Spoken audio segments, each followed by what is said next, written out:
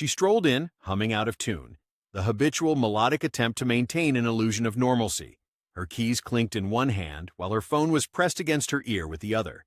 Yes, yes, he doesn't have the slightest clue, she chuckled, then glanced at me, seated at the dining table. Her gaze shifted towards me like a cautious mosquito, sensing an impending swat. I remained unmoved, unblinking. She halted. "I'll get back to you," she whispered into the phone, stowing it away in her bag as if it were an illicit device concealed during daylight. Then followed the smile, a practiced, crooked one. "Hey, love," she said, traversing the room nonchalantly, seemingly oblivious to the internal turmoil. "How was your day at work?" She planted a kiss on my cheek. I felt her lips, but there was no genuine heat behind them. No substance, only a thin layer of tension, like a sticky note peeling off from glass. Emily excelled in her roles: wife, interior designer, social media celebrity. However, for the past few months, she had been performing in a different sphere. She transitioned from a charming rom-com heroine to a character straight out of a suspenseful, gradually unfolding deception movie. And fortunately for me, I had the prime viewing spot. We met 7 years ago when she accidentally spilled coffee on my shirt in an Asheville bookstore. She claimed it was fate. We got married 2 years later, then purchased this townhouse 4 years after that. We shared a dog named Teddy and rotated throw pillows she believed required seasonal updates. For a long time, it all seemed genuine, but now everything about her appeared artificial. Her laughter came at predictable intervals, and her gaze seldom met mine. The first major fault line occurred 2 weeks ago. She left her laptop open in the kitchen. She never did that. She always treated it like a secret vault. Yet that morning she overlooked closing it. Inquisitiveness didn't spare the cat. It pushed him off a precipice. A notification from Google Photos popped up, autosync enabled, and there it was. Dear friends, if you enjoy this story, please like and subscribe to our channel. It will motivate us to make more videos like this for you. Photo from a rooftop bar. 2 individuals, one sporting a goatee and a garish gold chain, another with an overly close facial expression, their hands interacting. Not of us, not remotely. The caption read, "Amazed we finally crossed paths. You're even more captivating in person. Air kisses." This post wasn't meant for me. I didn't erupt in anger or frustration. Instead, I fixated on the image as if it had rearranged the room's spatial dimensions. An hour later, she appeared downstairs, and I was back to nursing coffee, feigning ignorance of the marriage's apparent course change and conflagration. That day, I began to observe, like a corner-mounted camera, merely watching events unfold. 3 nights ago, an inadvertent story surfaced on her close friends. A rooftop lounge, champagne, Miami skyline. She'd informed me she was visiting her mother in Portland. Then came the slip. 2 glasses clink. She turns the camera. He leans in, smiles, touches her face, and she doesn't retreat. Story vanished in less than 10 minutes. Her response was indifference that bordered on irritation and making me contemplate destroying drywall. Oh my goodness, are you actually tracking my Instagram now? That wasn't mine. It belonged to someone else. I must have shared it accidentally. Shared a selfie with an unfamiliar man? I inquired calmly. Too composed. She merely blinked and scoffed. Don't be so jealous. Jesus, Jake. The conversation was over before it began. She departed, chuckling at her phone. It was then that a part of me shattered, not like a branch, but dislocated like a shoulder torn from its socket. In our overly neat kitchen, I recognized that I wasn't living with my wife. I was cohabiting with a stranger who knew my passwords, drank from my mugs, and used my last name as if it were a costume. So I silently packed a bag, passport, 2 shirts, chargers. Nothing sentimental. I also posted a story, a photo of a one-way ticket to Prague. 14 hours till boarding. No caption, no tag, only a timestamp. She accidentally posted their selfie. I deliberately shared my departure. I didn't sleep the entire night, not even a wink. Not because I was heartbroken, not yet. That moment hadn't come. Instead, I felt something akin to static. A sensation in my bones as if every part of me had learned a secret it couldn't process. She was already asleep when I got into bed, wearing the facade of everything's fine. As usual, she moved away from me, treating me like just a warm presence taking up space, not the man who once made her laugh until she cried. I stayed there, watching the ceiling change in the moonlight. Every 15 minutes, her phone would vibrate on the nightstand. I chose not to touch it. The image was etched deep within my mind, her lips brushing against someone else's jaw, his hand in her hair as if it belonged there. The day broke like a reprimand. She had left before sunrise. Wrote a note. Lunch with Becca. Returning later. Love you, Smileys. Love you. Smiling afterwards. Laughed loudly, like an unhinged man. Sat at my desk. Looked again at the flight confirmation. Prague, 6:15 p.m. One-way ticket. Didn't know why I selected Prague. Perhaps it was far enough. Maybe it didn't rhyme with deceit. Sent 3 emails. One to the boss. Immediate leave requested. One to my brother. Explanation later. Don't phone. And one to myself. Subject. Reminder. Body. She made her choice. She lied. Kept lying. Remember that when she weeps.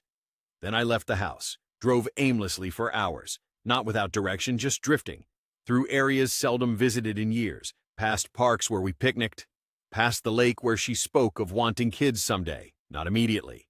Past our first apartment when we were still poor but joyful. At noon, I pulled over near her gym. Her vehicle wasn't there. Regardless, I waited. She appeared around 12:30, but she wasn't singular. Another man emerged from the passenger seat. He wore the same gold chain and bore the same arrogant, hollow smile.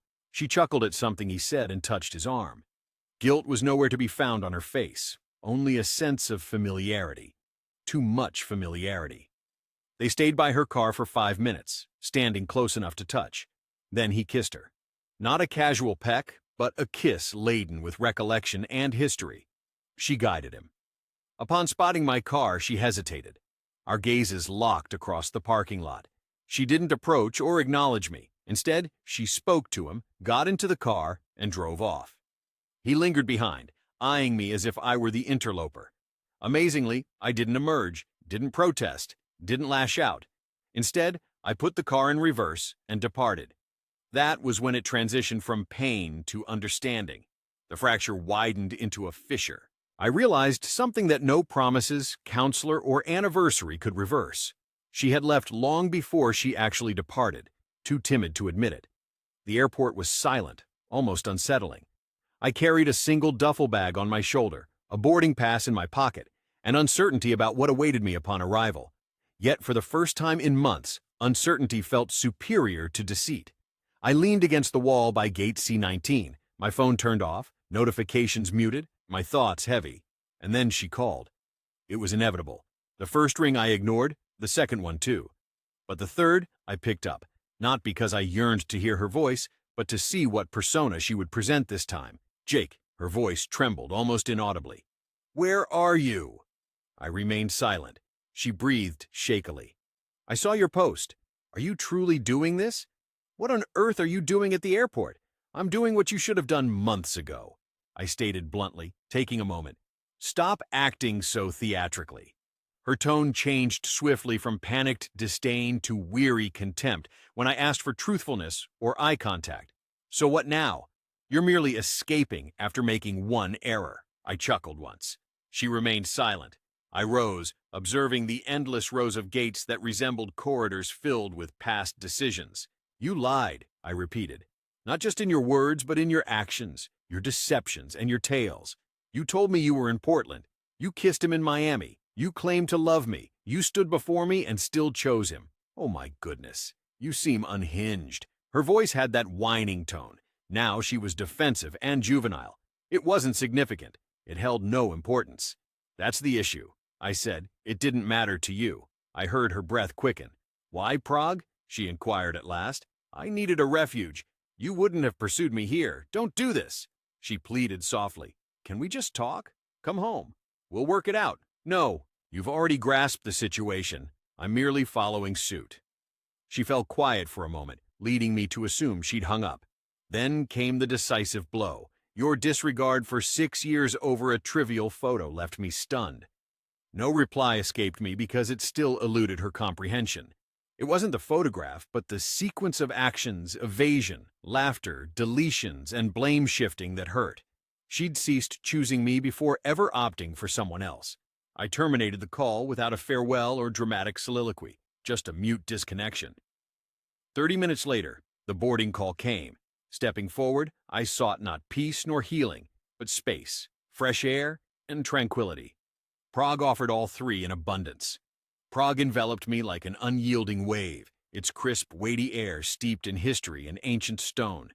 Narrow alleys twisted like hidden truths, and each corner seemed to murmur tales of those who, like myself, had strayed but discovered alternative paths. Spent my inaugural day meandering, with cobblestones coaxing recollections from me. It wasn't exploration-oriented, it was about fragmenting bit by bit in a city unfamiliar with me. That evening I stumbled upon a quaint bar nestled amid structures centuries old, a place characterized by its dark wood and misty atmosphere. No tourists here, only residents uninterested in inquiries, harboring their own sorrows. Ordered something potent and acrid to mirror my inner turmoil. The bartender appraised me with an expression hinting at familiarity with such melancholy, yet remained wordless about it. Perched in a corner, I sipped at my drink, my phone locked away in my pocket, and Emily's 3 calls since landing unanswered. What was I supposed to say?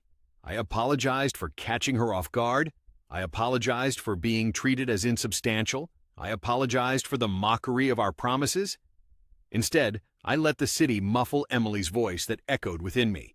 I wandered the streets until dawn, the hushed pulse of life continuing around me, enhancing my solitude. Reflecting on countless mornings I'd awoken beside her, convinced all was well. Recalling nights she hid behind falsehoods, texting others while cloaked in a web of lies about that unintentional damaging selfie. Yet it wasn't an oversight. It was her authentic self emerging through the fractures. I discovered another truth as well. I didn't just lose a spouse. I lost my delusion. Perhaps in the debris there lay something better, or maybe not. But for the first time, I was prepared to uncover this reality. The 5th day in Prague seemed more tranquil than the rest. Maybe it was merely me. Perched on the balcony of a compact Airbnb overlooking the Vltava River, I sipped burnt coffee from a cracked mug. The dawn's light cascaded across the water like liquid copper. At home, Emily would have commenced her daily ritual. Maybe she was lighting a disliked candle, perhaps deceiving someone else as she texted me, "Good morning, babe," with a yellow heart emoji, pretending the radiance from it concealed the decay underneath. She hadn't called again, only silence since the 3rd day. No messages, no insincere apologies, no pleas for forgiveness. The silence was louder than any words ever could be. I thought I'd feel liberated by now, or enraged, or something tangible and purposeful, but instead I felt insubstantial, as if I wasn't truly there. At midday, I unconsciously checked my email. One new message subject from Emily Harper. "We should talk." The content was brief, icy, businesslike. "Jake, I understand you need space and I won't pursue you. But when you're ready to act like an adult and discuss what occurred instead of fleeing around the world, let me know. For what it's worth, things between us haven't felt right for a long time. This wasn't part of my plan." You recognize that M isn't sorry, not acknowledging her actions. Instead, she displays the same cold form of passive-aggressive behavior she's been honing for a year. It feels as if I'm expected to validate my own betrayal, as if I were complicit in her choice to be with someone else while sharing my bed. I closed the laptop and did something I hadn't done in a while. I cried. Not loudly or messily, but slowly, silently. Tears that lingered too long before they finally fell, because there's a kind of pain that doesn't shout. It seeps, and that's exactly what she did. She seeped into every part of me, her voice echoing in my head. When I bought groceries, her reflection stared back at me in the mirror. When I erased her name from my contacts, but left it as emergency on that fateful night, I deleted a backup file on my phone, the one with our wedding photos. It wasn't anger, it wasn't retribution. It was liberation. She paraded their selfie like a trophy, as if she'd achieved something, as if she'd made her final move. But this is mine. Instead of a cry or argument, there was only a tranquil disappearance, a smooth severance. The day I ceased anticipating her feelings was the day I began inhaling differently. It wasn't an abrupt transformation. There were no thunderbolts or blazing missives. It was understated, the sort of emotional seismic shift that goes unnoticed until the aftershock. In Letna Park, I observed people going about lives untouched by despair. Children zoomed past on scooters. A pair locked lips beneath a giant metronome's shadow, and an elderly man played chess against himself, muttering in Czech. On a bench with no possessions, no device, only the urban din and the mental space where she used to be, I first verbalized it. She doesn't care. It wasn't resentment, just an observation. Emily had made her decision. Her quietness then was merely the last period. Not once did she argue or ask the appropriate questions. She didn't inquire. What can I do to rectify this? She didn't ask for my return home because she didn't aim to resolve the issue. Instead, she sought to rework it. She wanted to manipulate our narrative into a portrayal that transformed her from an antagonist to a misconstrued heroine. However, this strategy might have succeeded if I hadn't personally witnessed it. If I hadn't observed her laughing with him, the contrast between her laughter with me, she ended our marriage with a smirk, then attempted to pass the blame by saying, "Look what you made me do." Upon returning to the apartment, I penned something I never thought I would write: the divorce papers. This wasn't an act of destruction, but rather a response to the fact that she had already destroyed our relationship. Holding on to that debris was like clinging to a shattered picture frame when it has cut your hand. I gazed at the vacant fields on the grounds for dissolution, wondering if they provided an option for spiritual annihilation. I wrote irreconcilable differences, but in truth, what I meant was she ceased choosing me. 1. She opted for him initially and subsequently herself. I endorsed, digitized, and immediately transmitted it to her with the subject, "Your turn." No words of encouragement or clarification, only the discernible disintegration echoing what was past due. 2 hours later, she responded, "That's how things stand now. You surrender." I perused it, then erased it. An unintended selfie of them appeared on her profile. 3 days after sending the divorce papers, I forwarded them again. Emily phoned. Initially unwilling to respond, but curiosity is a treacherous entity. It doesn't knock. It slips in uninvited. Sitting by the chilly Prague flat window with its peeling edges and jittery radiator, I watched my phone vibrate until the sound grew intolerable. Then I picked up. She didn't greet me. Instead, she said, "So that's it." There was a pause, not the type awaiting absolution, the kind that tests your ability to empathize. "That's it," I replied, stunned. She let out a harsh laugh. "You're just going to toss everything aside as if it meant nothing." I didn't yell or express all my anger, but she discarded it anyway. As soon as she welcomed another man into her life and made him a permanent resident, she abandoned our marriage. She turned it into a weapon instead. That was her response. I told her, "You've been gradually leaving for some time now. I'm just the last one to depart." Her tone shifted. She began performing again, the act she employed to conceal the truth from me. "Jake, we had difficult months, but that doesn't make our relationship any less real. You were distanced too. Don't pretend this is all my fault." I almost smiled at her attempt to share the blame. The usual tactic, the application of shared guilt. I closed my eyes and visualized the selfie, her eyes gentle, his smug, a hint of him leaning in. And in that moment, I felt tranquil. "You can't rewrite this," I said firmly. "Not this time." "You're being callous," she retorted, cruelly even. "No," I countered. "Unfaithful," she lied to my face, "arranging weekends with another while I lay next to you." She feigned sleep as you texted him goodnight. Deceitful, she let me think all was well, just long enough to make a fool of me. After that, there was nothing left to say. She whispered, "You're not returning." "No," I retorted, "not even if I forget why I departed." She hung up without an apology or regret, leaving only the last flicker of a match. For a while, I sat still, neither crying nor trembling, just breathing. For peace doesn't always come like light through a window. Sometimes it arrives as an empty room, and the realization that no one lies beside me in my bed. That night, she did not appear in my dreams or show up in a crowd, nor did I wake to find her beside me. The specter of her, the residue she left in my muscles and memory began to dissipate, but in its place emerged something else. In my dream, I yearned for the man I once was, the one who mended loose cabinet hinges late at night, unspoken about, the one who mastered her favorite risotto after her work crisis and text message. Tonight, I yearn for tenderness, the one who forgave too swiftly, trusted too blindly, stayed too long. I awoke with tears on my face, not from sorrow but from grief, for betrayal doesn't merely dissolve relationships, it murders the man within them. The tragic part is she'll never lament for him. To her, he was replaceable, a faceless figure she had already begun distancing herself from, long before another man encircled her in a hotel rooftop bar months later. That day, I made an unconventional choice. I got a haircut. Seemingly foolish, but the buzz of the clippers echoed a shedding of skin. The barber communicated through broken English, asking no questions. Simply nodded and said, "Fresh start," affirmed twice. Later, I walked until my legs ached, ascending hills, crossing bridges into alleyways adorned with graffiti and heavy smoke from cigarettes. Prague felt like my own exile, but that day it seemed less like punishment and more like the interlude between two vastly dissimilar lives.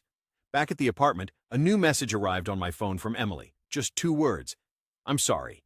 No punctuation, no background, merely those 2 words. I gazed at them for an extended period, not because I trusted them, but because I desired to. I wished to rewind time, wishing she hadn't done it.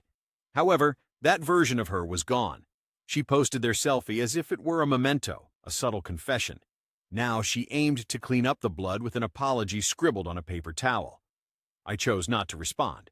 Instead, I opened a new note and penned this sentence: "You will not allow her to use sadness as a leash." Then I slept once more, still solitary, still wrathful, but no longer coaxing my memories to deceive me. I hadn't realized the extent of my transformation until I passed a quarrelsome couple on the street and remained unfazed. Her voice echoed shrill, gesturing wildly with trembling hands, her mascara verging on streaks. He remained stoic, arms crossed, radiating a disposition that conveyed this again. 6 months ago, I might have averted my gaze, feeling awkward for them or even empathizing more deeply with her. However, now all I perceived was the pattern, the act, the repugnant cycle of "you never," and I only did that because you.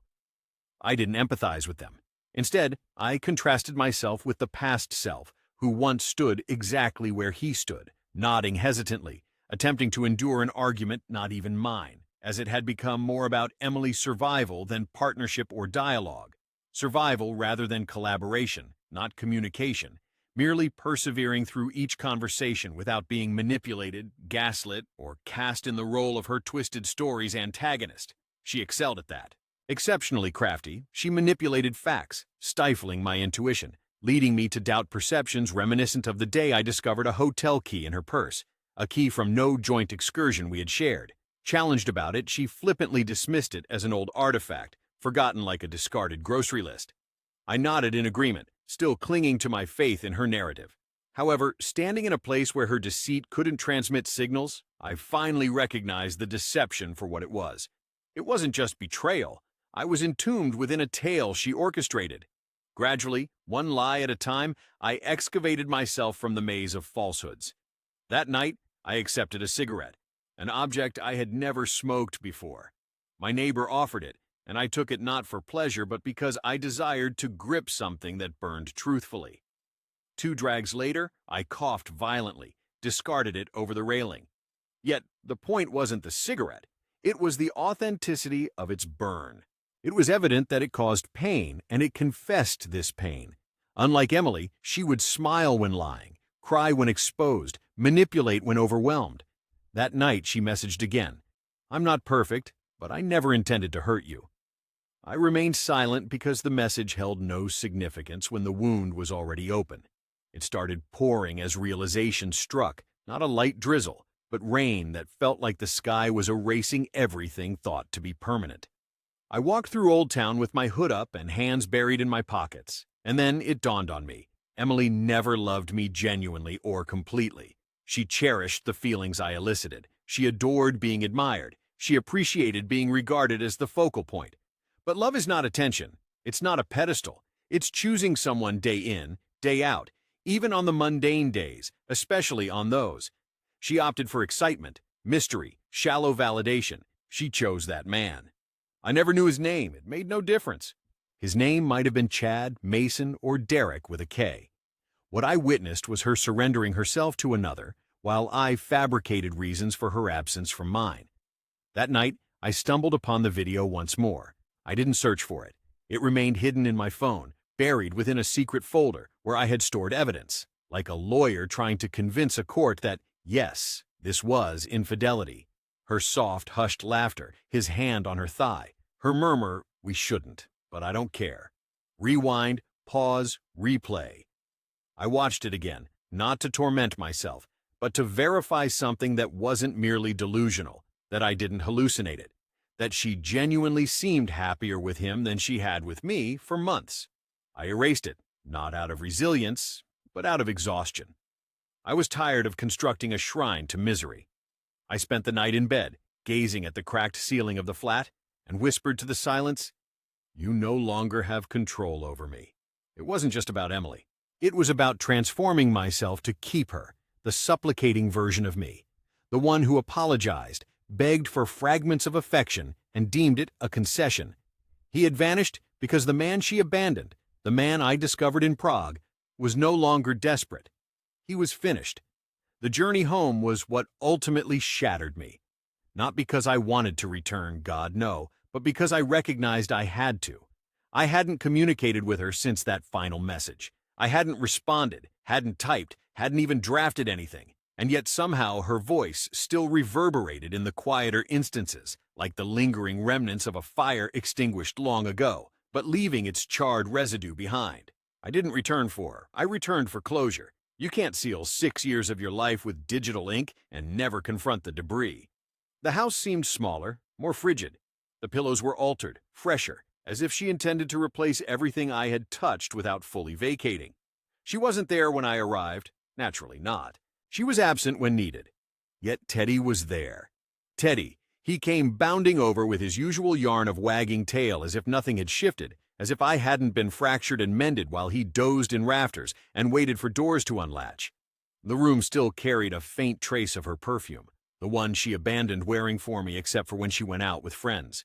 Her shoes lay by the door, her mail stacked on the counter. However, the entire space felt like a stage backdrop. I stepped into her bedroom, now mine, and perched at the foot of the bed. A letter sat on the nightstand, not an email or text. An actual letter, once folded, addressed to me. Jake, I recognize you'll abhor this, the theatrics of it, the hackneyed tale of a handwritten note. But I couldn't trust myself to converse. You always perceive my intentions when I speak. I did love you, perhaps not in the manner you deserved, perhaps not fully, but I did. I believe my inability to confront my misery stemmed from the sensation that I was letting down someone who had worked hard for what they deserved, not what followed. It wasn't premeditated. It wasn't a search for another. Yet he listened, and he made me feel understood. Not superior, not more, merely alive. This doesn't make it right. It makes it worse. I should have come to you, told the truth when it mattered, but I was a coward. You didn't deserve the pain I inflicted upon you. I don't seek forgiveness. I just hope one day you find the tranquility I couldn't provide. Emily. I read it once, then again. Yet I felt nothing. No anger, no relief, only calmness. She accidentally posted their selfie, but intentionally wrote this letter. And in some way, they both conveyed the same message. I wasn't yours to possess. I didn't destroy the letter, didn't tear it, or crumple it dramatically for a cathartic, immediate resolution. No. Instead, I preserved it. I folded it in half and placed it in a drawer, closing it gently. Not as a memento, but as documentation. A receipt. Evidence that she had admitted the truth, even if it was too late to matter. That night, I gathered the remaining pieces of my belongings from the house. Clothes, books, passport, Teddy's leash. The rest could decay. She could keep the house. The untouched wine glasses, the wedding photos. They were no longer needed by me. As I left, I paused in the hallway, that narrow space between the kitchen and bedroom where we used to slow dance after dinner, tipsy on cheap red wine. I recalled the night she stood against the doorframe and said, "I hope we're always like this." We weren't. It wasn't about time, money, or stress. It was her preference for another's laughter over mine, her choice of excitement over honesty. You don't accidentally forget someone you love. You don't accidentally post a picture of a man's hand on your thigh. You don't unintentionally end a marriage. You opt for it repeatedly, and she did so. As I left Teddy following me, I didn't glance back once. There was no need to witness the destruction as it had already happened. In Prague, I felt like a phantom. Now, I felt like a man again, albeit bruised yet standing tall. The final lesson about betrayal is this. Revenge isn't its conclusion. It doesn't require it, because the deceiver has to keep deceiving. The broken truster must live with that resonance in every room. However, the one who departs, he finds serenity. To those who need to hear it, If she laughs while she lies, if she deletes truth and calls it an oversight, if you feel like you're pleading just to be acknowledged, leave. Make your departure intentional, because freedom doesn't plead and tranquility never cheats. Jake.